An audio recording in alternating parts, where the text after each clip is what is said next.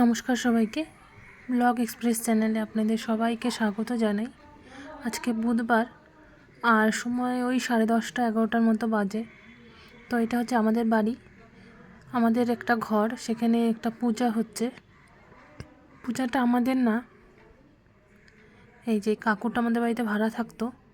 তো আমি কিছুদিন আগে বলেছিলাম খুব ব্যস্ত আছি একটু বিভিন্ন কারণে। তো এই কাকুটার জন্যই, কাকু অনেক দিন অসুস্থ ছিল। বিগত মার্চ মাসে কাকুর একটা ছোট্ট হার্ট অ্যাটাক হলো, হালকা। তারপরে কাকু আস্তে আস্তে রিকভারি হচ্ছিল। সাডেনলি কি হলো, এই জুলাই মাসের লাস্টের দিকে কাকুর আরেকবার স্ট্রোক হলো। তারপরে কাকু একদম অকেজো হয়ে গেল। মানে আগের দিন রাত্রেবেলা মানুষটাকে ভালো দেখলাম, পরের দিন এরকম। তারপরে কাকু একদম বিছানাতে হয়ে, মানে একদম বিছানা সজ্জা হয়ে গেল। তারপরে নার্সিংহোমে ভর্তি করলো, ফের মেডিকেলেও নিল টাকা পয়সার জন্য।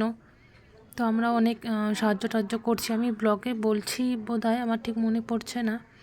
তো যাই হোক, আমি বলছিলাম হয়তো, তো সেই জন্যই আমি ব্লগও ঠিকমতো দিতে পারছিলাম না, যেহেতু একটু টাকা পয়সার ওনাদের ব্যাপার আছে। কারণ কাকুই হচ্ছে এনাদের বলতে কাকিমার কাকুই ছিল।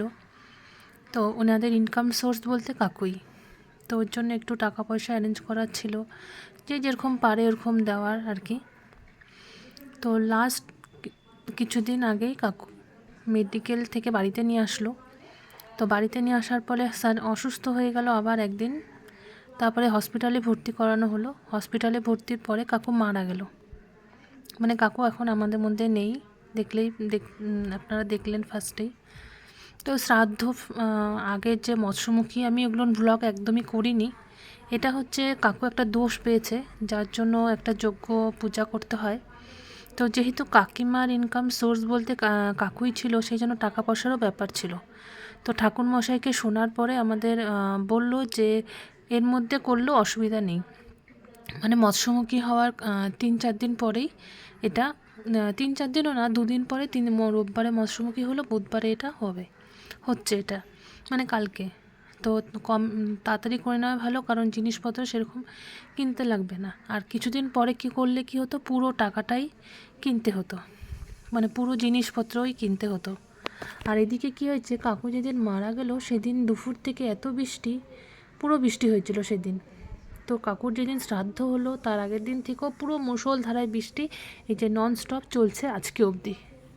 এখন যে যজ্ঞটা হচ্ছে পুরো বৃষ্টি হচ্ছে, কিন্তু পুরো মুষলধারায় বৃষ্টি, কন্টিনিউ বৃষ্টি হয়েই যাচ্ছে। আজকে সারাটা দিন বৃষ্টি হলো। তাই যজ্ঞটা তো ঘরে করা পসিবল হলো না, যেহেতু সিলিংটা একটু ছোট, তার জন্য এটা বাইরে করা হচ্ছে। 2টো পাটাতন পেরে ঘরেই পূজা হলো, আর বাইরেই যজ্ঞটা হচ্ছে। এই যজ্ঞটারই ওই জন্য আমি একটুখানি ভিডিও করলাম। আমি আগে শ্রাদ্ধ টাদ্ধ কিছুই করিনি, কিছু বলিও নি।